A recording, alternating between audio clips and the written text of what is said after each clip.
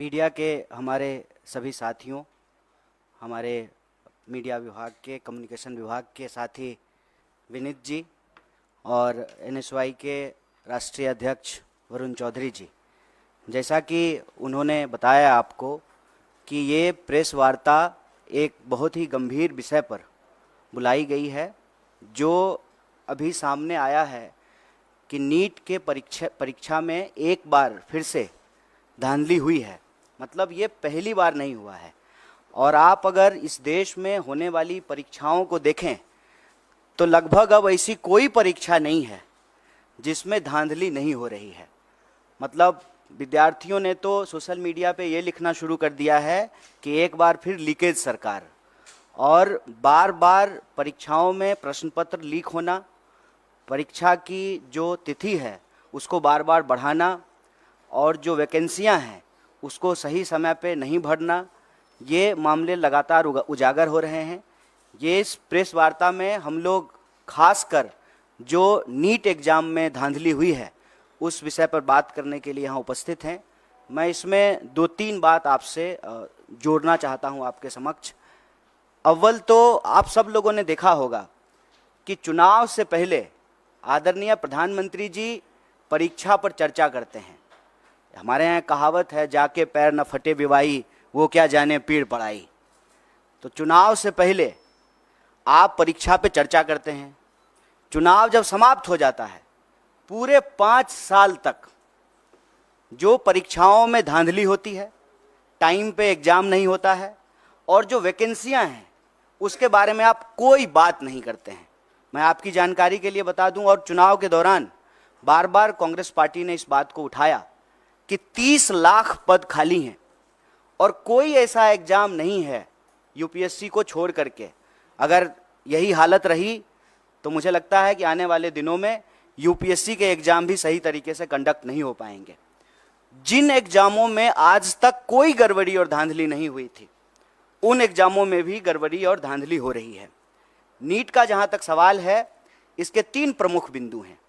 पहली बार लोग कहते हैं कि रैंक 1 2 लोग होगा, 4 लाख होगा। इस बार नीट के एग्जाम में जब आप उसके रिजल्ट को देखेंगे, 67 लोग जो है वो जो है फर्स्ट रैंकर हैं और उसमें से 720 नंबर मिला है, मतलब 100% मार्क्स मिला है। जब इस सवाल को उठाया गया तो एनटीए के डायरेक्टर ने कहा कि ग्रेस दे करके जो है इनको हम फुल मार्क्स दे दिए हैं। तो उसके क्या नियम है, उसकी क्या ट्रांसपेरेंसी है, किस आधार पे जो है आपने 720 में से 720 दे दिया। और इस देश की सबसे प्रतिष्ठित जो मेडिकल इंस्टीट्यूट है एम्स, वहां पर 50, 60, 65 लोगों को एडमिशन होता है। अब आप ये समझ लीजिए कि जिनका रैंक 1 है, जिनको 100 में से 100 मार्क्स आया है, उनका भी एडमिशन एम्स में नहीं होगा। तो पूरी तरह से इन्होंने इस देश के एग्जामिनेशन सिस्टम को मजाक बना दिया है। कारण क्या है कि वही खुद अगर पढ़े होते, एग्जाम दिए होते, एग्जाम हॉल में बैठे होते तो समझ में आता कि एग्जाम स्टूडेंट के लिए कितना इंपॉर्टेंट है, वैकेंसी स्टूडेंट के लिए कितना इंपॉर्टेंट है, एडमिशन होना स्टूडेंट के लिए कितना इंपॉर्टेंट है। पढ़ने लिखने वाले तो लोग हैं नहीं सरकार में, बस चुनाव के लिए, वोट के लिए परीक्षा पे चर्चा करते हैं। खुद तो परीक्षा दिए नहीं है। परीक्षा अगर दिए होते तो दर्द मालूम होता। और आप लोगों ने एक दर्दनाक वीडियो देखा होगा, एक लड़की छत से कूद करके आत्महत्या कर ली जब नीट का एग्जाम आया ठीक उसके बाद। और जब जब कहीं भी किसी भी एग्जाम में कोई गड़बड़ी हो रही है, इसका खामियाजा सीधे विद्यार्थी को भुगतना पड़ रहा है। आप सब जानते हैं, सरकारी आंकड़ा है, हमने अपने घर में नहीं बनाया है, 1 घंटे में 2 जवान इस देश में आत्महत्या कर रहे हैं। मतलब 24 घंटे में 48 नौजवान आत्महत्या कर रहे हैं। और लगातार ये जो परीक्षा का दबाव है उसमें 3 बिंदु बहुत महत्वपूर्ण हैं। एक, समय पे एग्जाम का नहीं होना। दूसरा, अगर एग्जाम हो तो उसमें व्यापक पैमाने पे धांधली होना और प्रश्न पत्र का लीक होना। और तीसरा, जब प्रश्न पत्र लीक होता है, स्टूडेंट की तरफ से हंगामा होता है, स्टूडेंट कोर्ट जाते हैं, तो फिर एग्जामिनेशन को कैंसिल कर देना। ये पूरा का पूरा एक साइकिल बना हुआ है। और आप देश के किसी भी हिस्से में चले जाइए, जिसको हम लोग स्टूडेंट का सेंटर कहते हैं। अगर आप रांची, पटना, बनारस, इलाहाबाद होते हुए दिल्ली आएँ, फिर आप नॉर्थ से साउथ की तरफ जाएं, कोई भी ऐसा सेंटर जिसको हम स्टूडेंट सेंटर कहते हैं, हर जगह आत्महत्या की घटनाएं एक बहुत बड़ी समस्या बन चुकी है। राजस्थान में हमारी सरकार ने इसको गंभीरता से लिया और काउंसलिंग करने के लिए, हेल्प प्रोवाइड करने के लिए हमारी सरकार ने योजना बनाई। और आप सबने देखा होगा, इस बार के भी न्याय पत्र में हम भर्ती विधान लेकर के आए हैं, और भर्ती विधान में हम 3 बात प्रमुखता से कह रहे हैं। एक, सारी वैकेंसी भरी जाएगी, सारी वैकेंसी। बताइए, हर 5 साल में चुनाव हो जाता है, कोरोना के टाइम पर भी चुनाव हो गया, सब कुछ बंद रहा, देश में जनगणना नहीं हुआ, लेकिन चुनाव हुआ टाइम पे। तो जब 5 साल में प्रधानमंत्री बदल जाते हैं, 5 साल में जो है एमपी बदल जाते हैं, एमएलए बदल जाते हैं, मुख्यमंत्री बदल जाते हैं, सब कुछ टाइम पे होता है, तो एग्जामिनेशन क्यों नहीं टाइम पे हो सकता है?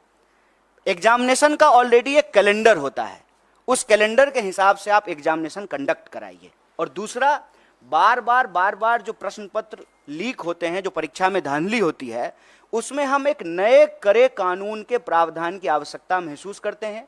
और हमने भर्ती विधान में ये रखा कि जब हमारी सरकार आएगी तो हम प्रश्न पत्र लीक करने वाले लोगों पर कड़ी कार्रवाई करेंगे, क्योंकि ऐसा देखने को मिला है कि जो लोग शिक्षा माफिया हैं उनका सरकार से सीधे साठगांठ है।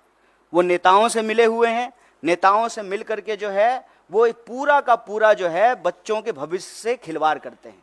तो उसके लिए कड़े कानून की आवश्यकता है।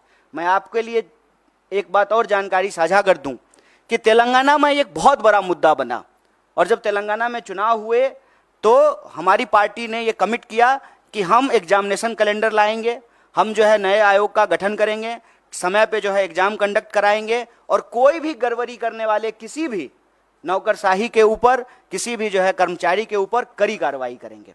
मुझे लगता है कि सरकार को ये कदम उठाना चाहिए। सिर्फ जो है बयानबाजी से, बतौलेबाजी से काम नहीं होगा। ये देश के भविष्य का सवाल है, ये बच्चों के भविष्य का सवाल है। और नेट को लेकर के, नीट को लेकर के, देश के अंदर होने वाले किसी भी एग्जाम को लेकर के कांग्रेस पार्टी ने, हमारे राष्ट्रीय अध्यक्ष ने कहा है कि सुप्रीम कोर्ट की निगरानी में इसकी एक उच्च स्तरीय जांच हो, और अगर आवश्यकता पड़े, गड़बड़ियां इस लेवल पे अगर पाई जाए तो इसको एग्जामिनेशन को रिकंडक्ट कराया जाए। अगर जो लोग कंप्लेन लेकर के गए और कुछ लोगों का नंबर जो है 720 में से 720 कर दिया गया, तो बाकी लोग जो भी कंप्लेन कर रहे हैं उसकी भी सुनवाई होना चाहिए, उसका रिड्रेसल होना चाहिए। और इस देश के भीतर भाजपा को हम ये कहना चाहते हैं कि आप युवाओं के भविष्य से खिलवाड़ करना बंद कीजिए, परीक्षा पर चर्चा का नाटक बंद कीजिए, समय पर परीक्षा कराइए, और परीक्षा में धांधली करने वाले लोगों के ऊपर कड़ी कार्रवाई कीजिए। और इस देश के भीतर जितने भी रिक्त पद हैं उनको इमीडिएटली जो है आपको भरना चाहिए। और यह जो आपकी ध्यान भटकाओ योजना है, मैं कहता हूं कि देश की संस्थाओं को सरकार से अच्छी चीजें सीखनी चाहिए। सरकार से देश की संस्थाओं को गलत चीजें सीखने की जरूरत नहीं है। जैसे सरकार का काम है डाइवर्ट करना, उसी तरह से संस्थाएं भी जो है ध्यान भटकाओ योजना में संलिप्त हो गई है। एक सीधा सा प्रश्न है कि जब परिणाम आना था 14 तारीख को, तो आप 4 तारीख को परिणाम क्यों लेकर के आए हैं? कि पूरा देश जो है वो इलेक्शन रिजल्ट में बिजी रहेगा, तो बच्चों की कौन सुनेगा?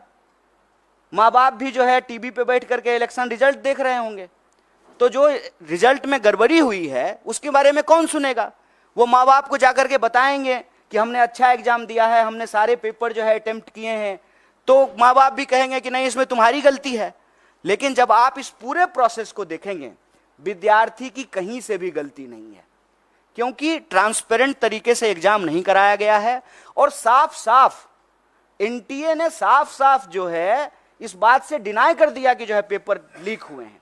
जबकि पटना का एक कॉन्क्रीट एग्जाम्पल है कि कुछ सेंटर पर प्रश्न पत्र की लीक की शिकायत आई और पटना पुलिस ने लोगों को गिरफ्तार किया on record. Patna police paper leak करने के मामले में कुछ लोगों को गिरफ्तार कर रही है और एजेंसी कह रही है कि कोई प्रश्न पत्र लीक नहीं हुआ है। और मजेदार बात यह है कि 67 लोग वो रैंक 1 है। और उससे भी एक मजेदार बात जान लीजिए, एक ही लाइन में 12 लोग जो बैठे हुए हैं वो सबको रैंक 1 आया है। मैं समझ रहे हैं कि इनको भी रैंक 1, हमको भी रैंक 1, इनको भी रैंक 1।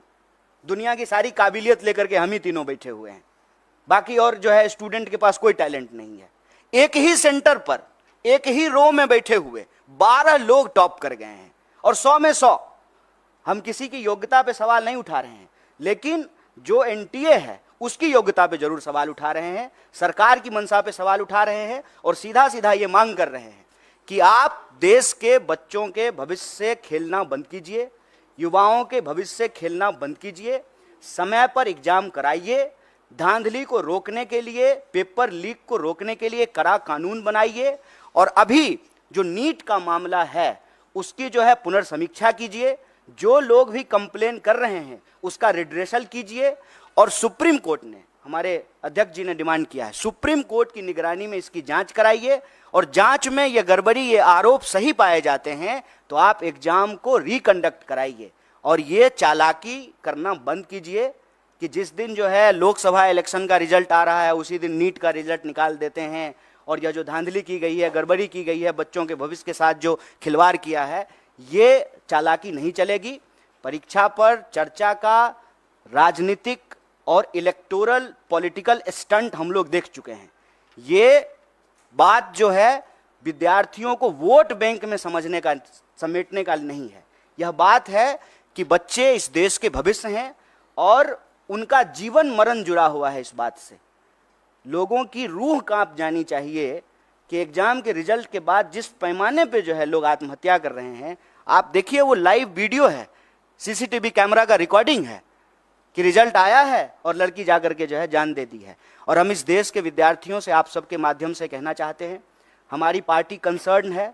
आपने देश भर से मैसेज किया है, ईमेल किया है, फ़ोन कॉल किए हैं, और हमारे लिए सरकार बनेगी, बन जाएगी, शपथ ग्रहण हो जाएगा, लेकिन यह मुद्दा हमारे लिए बहुत महत्वपूर्ण है। इसीलिए ज्यों ही इसकी जानकारी हम लोगों को मिली, हमारा जो स्टूडेंट विंग है एनएसयूआई, उसके अध्यक्ष और हमारी पार्टी के राष्ट्रीय अध्यक्ष ने इस मामले को उठाया है। और इसी गंभीरता को आगे बढ़ाते हुए हम लोगों ने यह प्रेस कॉन्फ्रेंस किया है।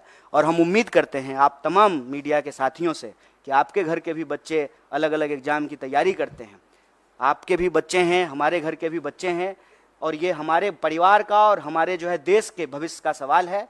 इस बात को जो है आप लोग भी इसी गंभीरता से उठाएंगे, सरकार से सवाल पूछेंगे और हमारी बात को जो है सरकार तक पहुंचाएंगे। बहुत बहुत धन्यवाद। कोई सवाल है तो आप, उनका स्वागत है। नीट के इशू पे जो भी सवाल हैं आपका, उनका स्वागत है।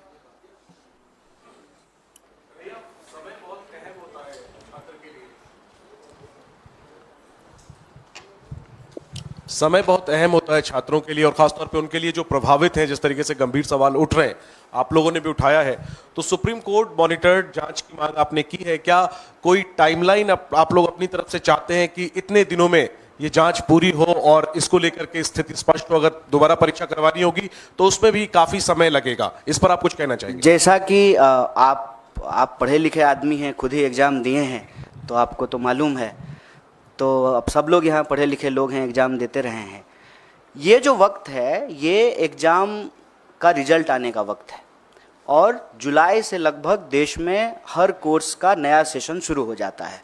हम खुद पढ़े लिखे हैं तो हमको अनुभव है।